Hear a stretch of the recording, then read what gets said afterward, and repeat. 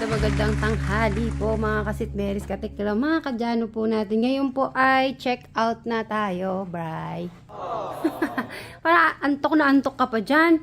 Ha? Tutulog ka pa? Iwan ka na dyan. Diyan ka na matulog?